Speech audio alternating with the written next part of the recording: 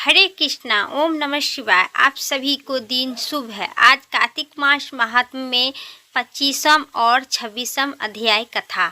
इस आज के तिथि जो 31 अक्टूबर दिन शुक्रवार है और 10वीं तिथि है।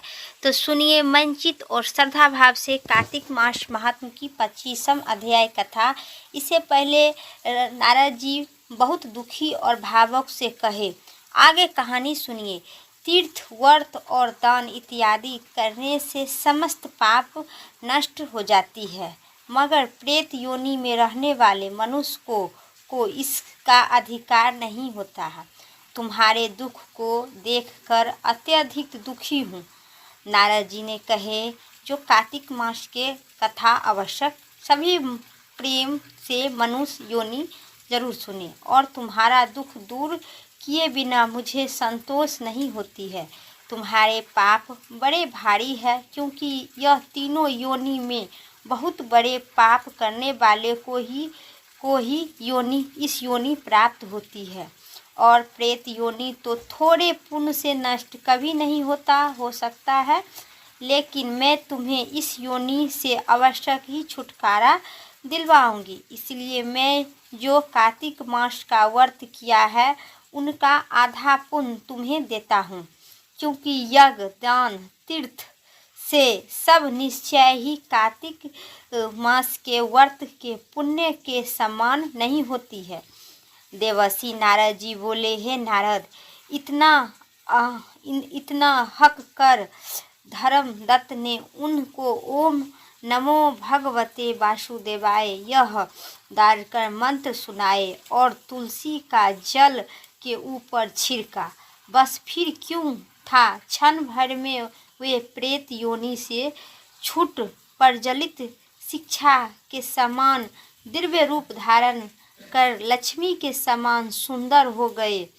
तब यह धर्मदत्त ने दंडवत करके प्रसन्नता से गद होकर बोले, हे ब्राह्मण, आपके सत नमस्कार है। आशीर्वाद से मैं इस घोर नरक से छूट गए हूँ।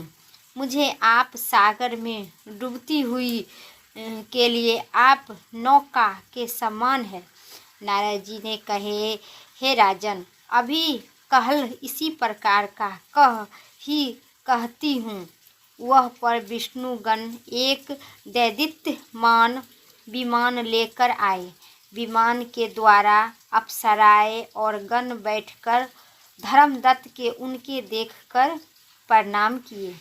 पुण्यशील और सुशील नाम का भगवान विष्णु ने गणों के धर्मदत्त को अपने हाथों के ऊपर उठाकर अभिनंदन करके कहे, हे दिव्य श्रेष्ठ, आप धन्य हो, जो सदा भगवान विष्णु के व्रत कथा और सेवा में जो लोग रहते हैं।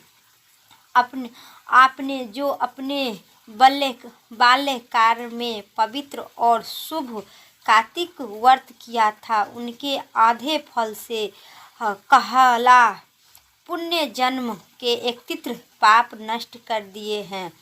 यही नहीं, आपकी कृपा से उनके सैकड़ों जन्म के पाप नष्ट हो गया है। आपके जागरण आदि करने से पुण्य प्रभाव से आकाश मंडल से यह विमान आया है।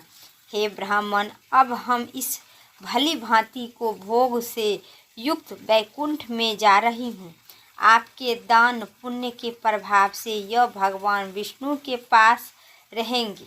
आप भी इस जन्म के बाद अपनी दोनों स्त्रियों सहित वैकुंठ में विष्णु भगवान के पास रहेंगे और मुक्ति प्राप्त करेंगे। हे दिव्य श्रेष्ठ, हे दया सागर, यह मनुष्य धन्य है और जन्म उन्हीं का मूल्य फलभूत है, जिन्हें तुम्हारी तरह विष्णु जी की भक्ति करते हैं।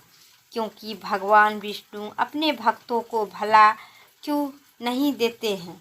इसी प्रकार हे जिन्हें प्राचीन काल में उदंत पद के पुत्र ध्रुव पर पहुँचे थे, जिनके सुमरन मात्र से ही प्राणी की मुक्ति हो जाती है।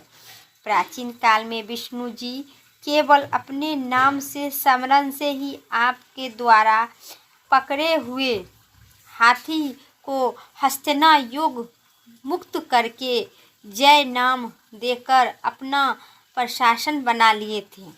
तुमने उसी विष्णु की सेवा की है, इसलिए तुम अपनी दोनों स्त्रियों सहित 1000 वर्ष तक भगवान विष्णु के पास निवास करेंगे।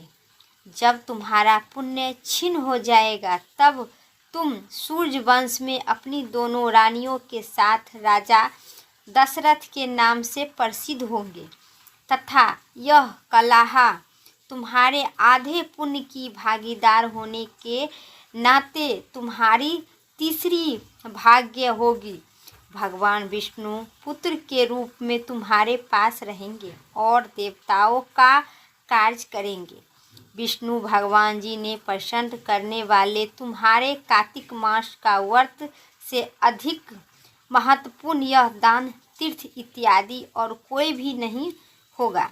हे दया सागर, तुम धन्य हो, क्योंकि तुमने जगत गुरु भगवान विष्णु के प्रसन्न करने के लिए कार्तिक मास का व्रत किए थे, जिनके आधे पुण्य से फल की भागीदार कलह है। इसी समय हम इसे अपने साथ भगवान विष्णु में ले जा रहे हैं। बोलिए भगवान विष्णु की जय। अब सुनिए 26वां अध्याय कथा विस्तार से। देवगणों के ऐसा वचन सुनकर धर्मध्वज ने कहा, सब मनुष्य भगवान विष्णु की प्रसन्नता के लिए विधिवत आराधना, जागरण, यज्ञ, दान, व्रत, तीर्थ तथा तप इत्यादि करते हैं, किंतु ऐसा कोई सरल उपाय बताओ जिनके करने से इन सब का फल की प्राप्ति हो। तब गणों ने भगवान विष्णु से कहे, हे दिव्य श्रेष्ठ, आपका प्रश्न बड़ा श्रेष्ठ है। हम आपको भगवान विष्णु की शीघ्र ही प्रसन्न करने का कोई उपाय बताते हैं। हम इतिहास सहित प्राचीन वीरता सुनाते हैं, सावधान होकर सुनिए। प्राचीन काल में कांजीपुरी में चोल नाम का चक्रवर्ती राजा राज करते थे। उसी के नाम से उनके देश का नाम भी चोल देश से प्रसिद्ध था। राजा चोल के राज्य में कोई भी प्राणी दरिद्र, दुखी, पापी, रोगी न था। सब राजा के यज्ञ करने का प्रभाव से पुण्य नदी के दोनों किनारों पर सोने का यज्ञ रत्न सुशोभित थे। हे दिव्य श्रेष्ठ, हे दिव्य वर, एक दिन वह राजा भगवान विष्णु के पास गए। भगवान विष्णु ने उस समय शेष शैया पर योग निंदा में वश सो रहे थे। राजा ने उनकी मणियों की, मोती और स्वर्ण के दिव्य फलों फूलों द्वारा पूजा की। वह साष्टिक प्राणियों करके भगवान विष्णु चरणों में पास ही बैठ गया। थोड़ी देर के बाद राजा ने अपनी नगरी कांजीपुर के ब्राह्मण विष्णुदास को वह आते हुए देखा। विष्णुदास भगवान की पूजा के लिए तुलसी दल और जल लिए थे। भगवान विष्णुदास ने वह आकर भगवान को विष्णु को स्तोत्र मंत्र द्वारा स्नान करवाकर मंजरी तथा दलों से उनका विधिवत पूजन किया। विष्णुदास के चढ़ाते हुए दलों से राजा के चढ़े हुए मणि, मोती, स्वर्ण के फूल ढक गए।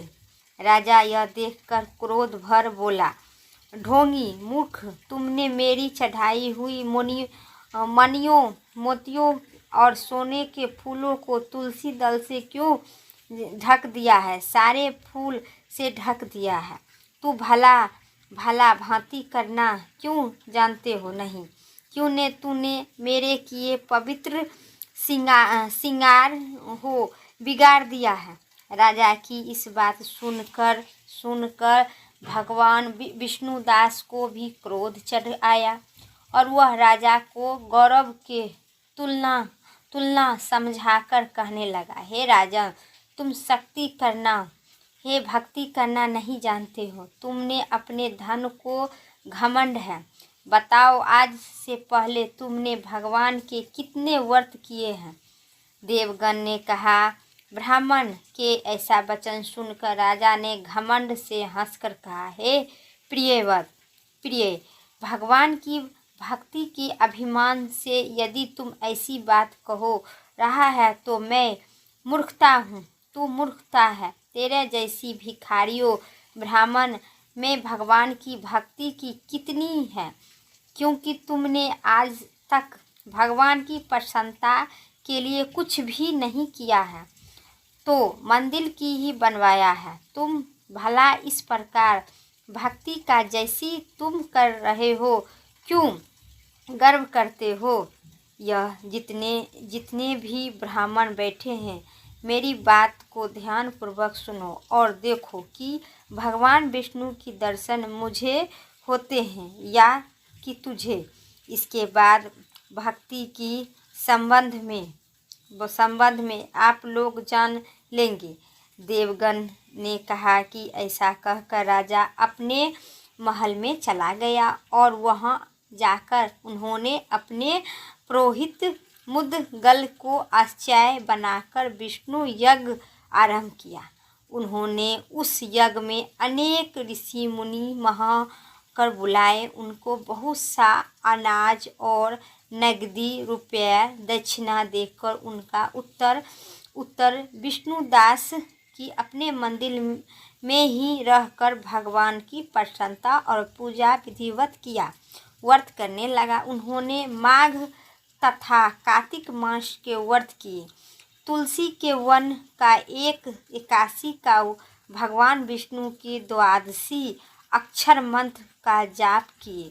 वह भगवान विष्णु प्रसन्न करने के लिए गीत गाना रहा, नित्य गाता रहा, नित्य प्रति व्रत करता रहा, भूमि पर सोता हर समय भगवान का प्रसन्न करने के लिए माघ तथा कार्तिक का व्रत भी किया। उन व्रतों को नियमों को पालन किया और उद्यापन भी किया। इसी प्रकार राजा चोल और विष्णुदास ब्राह्मण द्वारा आराधना करते हुए बहुत दिन तक बीत गया। इसी प्रकार बीत गया। बोले भगवान विष्णु की जय। अब सुनिए कार्तिक मास महात्म की 25 और 26 अध्याय कथा समाप्त हुई। अब सुनिए तुलसी माता की कथा, साथ ही आरती विस्तार से रही थी और कहती है, हे तुलसी माता, सती के दाता, तेरा विडम्बना सींच रही हूँ। मुझे बहू दे, पीताम्बर की धोती दे, मीठे मीठे घास दे, बैकुंठ में बास दे, चटक की चाल दे, पटक की मौत दे, चंदन का खाट दे, रानी स्वराज दे, दाल भात भोजन दे और एकादशी की मौत दे, श्री कृष्ण जी के कन्हा दे। तब तुलसी माता यह सुन कर सूखने लगी तो भगवान विष्णु ने पूछे, हे तुलसी, तुम क्यों सूख रही हो। तुलसी माता ने कहा कि एक बुढ़िया रोज सवेरे सवेरे आती है और यही बात मुझे कहकर जाती है। मैं सब बात तो उसे पूरा कर दूंगी, लेकिन श्री कृष्ण के कन्हा कहाँ से लाऊंगी।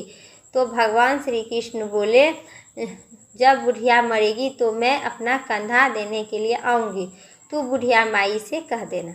बाद में बुढ़िया माई मर गई। सब लोग उन्हें उठाने गए। तब जब माई को ले जाने लगा तो किसी से न बूढ़ी माई उठी। तब भगवान एक 12 वर्ष के बालक के रूप धारण कर सभी मनुष्य के बीच में आए तो बुढ़िया माई को कान में जाकर बोली। बालक के कान में कहे अनुसार बुढ़िया माई मन से निकाल दे, पीताम्बर की धोती ले, मीठे मीठे घास ले, बैकुंठ में बास ले, चटक की चाल ले, पटक की मौत दे, चंदन सौ खाट ले और रानी सौ राज ले, श्री कृष्ण जी के कन्हा ले। कि बुढ़िया माई हल्की हो गई। भगवान श्री कृष्ण अपना कन्हा दिए और बुढ़िया माई के मुक्ति मिल गई। तो हे बुढ़िया माई, जैसे बुढ़िया माई को मुक्ति श्री कृष्ण हाथ से मिला, उसी प्रकार जो कार्तिक मास कार्तिक स्नान करते हैं और कार्तिक में तुलसी में दीपक जलाते हैं और तुलसी को सींचते हैं, तो उन्हीं सभी भक्तजनों को कथा पढ़ना एवं सुनने वाले सभी को बुढ़िया माई जैसन श्री कृष्ण जी अपना उद्धार करे।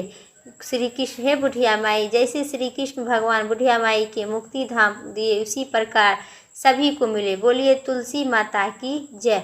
अब सुनिए सभी कथा सुनने के बाद लप्सी तपसी की कथा, साथ ही तुलसी माता की। एक लप्सी थी, दूसरी तपसी थी। तपसी को भगवान विष्णु की तपस्या करती थी और लप्सी सवा शेर की लप्सी बनाकर भगवान को भोग लगाकर खुद खा लेती थी। एक दिन दोनों बहन लड़ने लगी। लप्सी बोल रही है मैं बड़ी हूँ, तपसी बोली मैं बड़ी हूँ। इतना ही में भगवान मुनि नारद जी वहाँ पर आए और बोले तुम क्यों लड़ रही हो।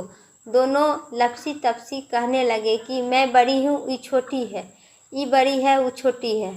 भगवान श्री कृष्ण के मैं पूजा करती हूँ, ये बोल रही मैं बड़ी हूँ। यह सुनकर नारद जी ने कहे कि मैं तुम्हारा फैसला कल कर दूंगी। दूसरे दिन लप्सी और तपसी नहाकर आए तो नारद जी से 1.25 करोड़ की अंगूठी उसे आगे में फेंक दिए। लप्सी का ध्यान उस पर अंगूठी पर नहीं पड़ा, लेकिन तपसी तपस्या करने बैठे तो उसे अंगूठी देखी और उन्होंने अपने घुटने के नीचे दबा ली और तपस्या करने लगी। लप्सी बनाकर भगवान विष्णु के भोग लगाकर खुद जीम कर खा लेती थी। इतने में नारद जी आए, तब दोनों की पूछे कि कौन बड़ा है कौन छोटा है। फिर दोनों लड़ने लगी। तपसी ने कहा मैं बड़ी हूँ। नारद जी बोले तेरा घुटना उठा तो तेरे घुटने के नीचे 1.25 करोड़ की अंगूठी निकली है। तब नारद जी बोले तब बोले कि ये अंगूठी तूने चुराई है, मुझे तेरी तपस्या का फल नहीं मिलेगा। तब तपसी बोला हे नारद जी मुनि, मेरी तपस्या का दोष कैसे दूसरे को मिलेगा, मैं इतना तपस्या की हूँ। नारद जी ने कहे रोटी बनाकर और गाय को जो न खिलाएगी सो फल तुम्हें मिलेगा। ब्राह्मण को भोजन कराकर सो दक्षिणा नहीं देगा वो फल तुझे मिलेगा। साड़ी देकर बलाज नहीं देगा सो फल तुझे मिलेगा। दिया से दिया जलाने तो सो फल तुझे मिलेगा। सब व्रत त्योहारी की कहानी सुनने के बाद तेरी कहानी जो नहीं सुनेगा सो फल तुझे मिलेगा। तब तपसी की कहानी सुनी जाती है। कहानी के बाद ऐसा कहा जाता है कि लप्सी को फल लप्सी के मिले और तपसी को फल तपसी को मिले। जो कार्तिक आज के कथा जो सुनते हैं उसे सभी मनोकामना भगवान लप्सी तपसी जैसन पूर्ण करे। बोलिए भगवान विष्णु की जय, लप्सी तपसी की जय। अब सुनिए तुलसी माता की तुलसी माता की आरती। जय जय जय तुलसी माता, सब जग की दुख दाता वरदाता। जय जय जय तुलसी माता, सब योग के ऊपर सब रोग के ऊपर, रुज से रक्षा करे भवदाता। जय जय जय तुलसी माता, बहुपुत्र है श्याम सुरबल्ली है ग्राम। विष्णु प्रिय जो तुमसे सेवे सो नर तर जाता। जय जय जय तुलसी माता, हरि के शीस विराजत त्रिभुवन सोबंद पति जानो तारनी बिखम्भा। जय जय जय तुलसी माता, लेकर जम विराजन आई दिव्य भवन में। मनोबल तुम्ही है सुख संपत्ति पाता। जय जय जय तुलसी माता, हरि को तुम अति प्यारी श्याम बरन तुम्हारी। प्रेम अजब है उनके तुमसे कैसा। जय जय जय तुलसी माता। बोलिए तुलसी माता की जय। मेरा संपूर्ण कथा इतना ही तक था। उम्मीद करते हैं इस वीडियो अच्छी लगे तो लाइक करें, चैनल पर नए सब्सक्राइब करके कमेंट बॉक्स में तुलसी माता की जय ज़रूर लिखें, साथ ही भगवान विष्णु की जय ज़रूर लिखें। फिर अगली वीडियो लेके आते हैं, तब तक के लिए तुलसी माता की जय।